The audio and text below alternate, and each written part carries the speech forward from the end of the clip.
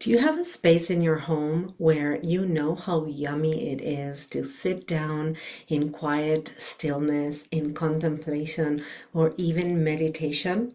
Have you created that space in your physical environment where you can feel that you're being held and where every time you sit there, you can fully feel that there's another quality to that space?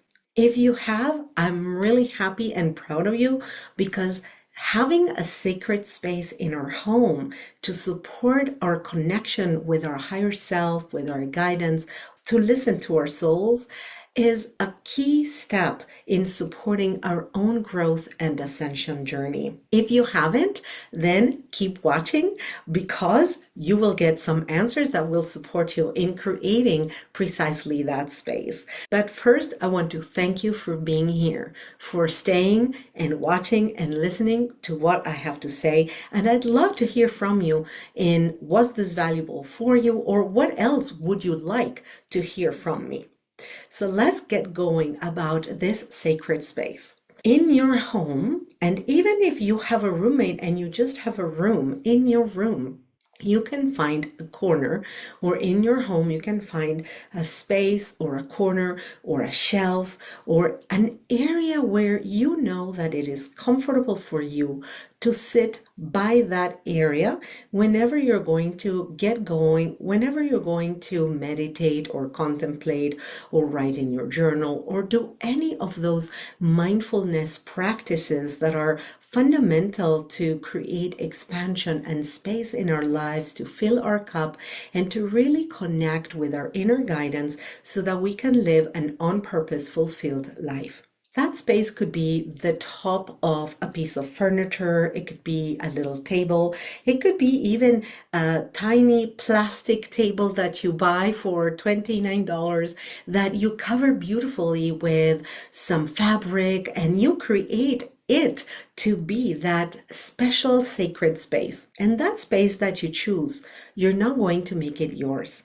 And you're going to do so by choosing elements that have a special meaning for you. For example, you can use photographs of places or sunsets or locations that speak to you and help you get into a certain mood.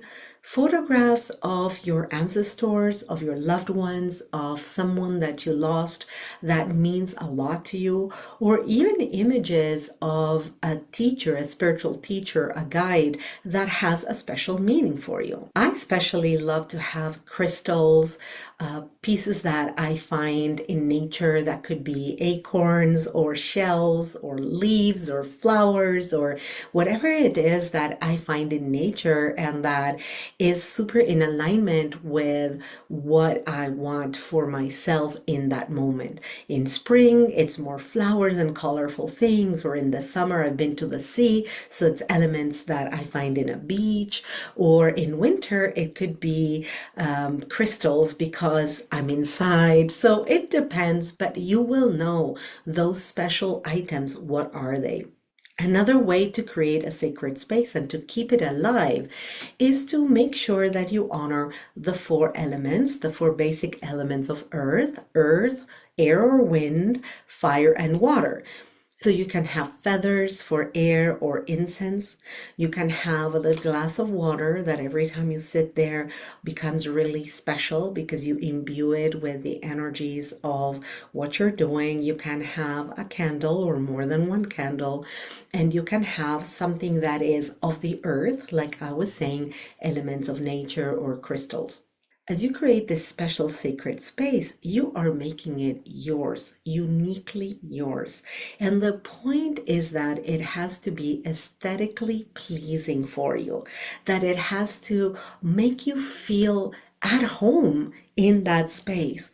And what will happen over time, and you will notice this very interestingly, is that every time you sit by this sacred space, instantly it'll be easier for you to enter into that state of well-being and higher vibrational frequency that makes it easier for you to tune into your meditation or into your contemplative state. That is the point of having that sacred space, so that it holds you and so that you begin to create a relationship with this space and the way in which you want to feel.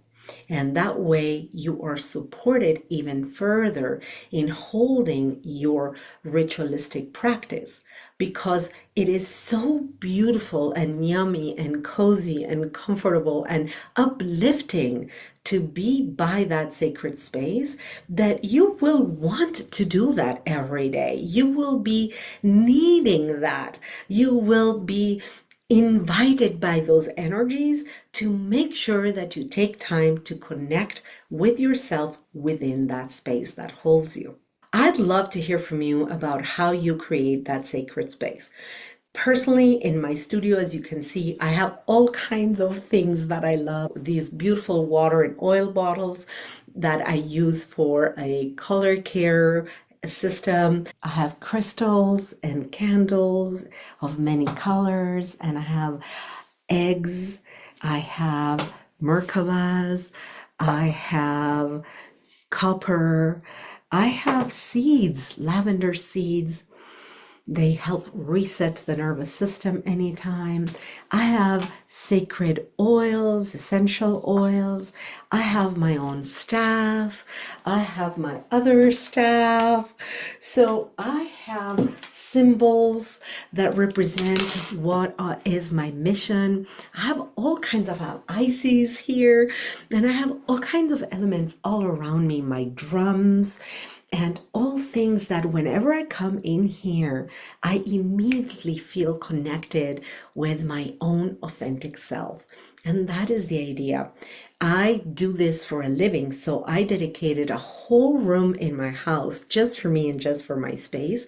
And I also overflow into other areas of the house. Your house may be smaller. You may not have the space to have a whole room for yourself. But my message to you is that you can do this in a little corner on top of a shelf, even on your nightstand. It doesn't have to be big. It's the intention that counts the most. I hope you can find that intent to create your own sacred space, and I'd love to hear from you about how it impacts your life. Thank you for being here once again. Please subscribe to my channel.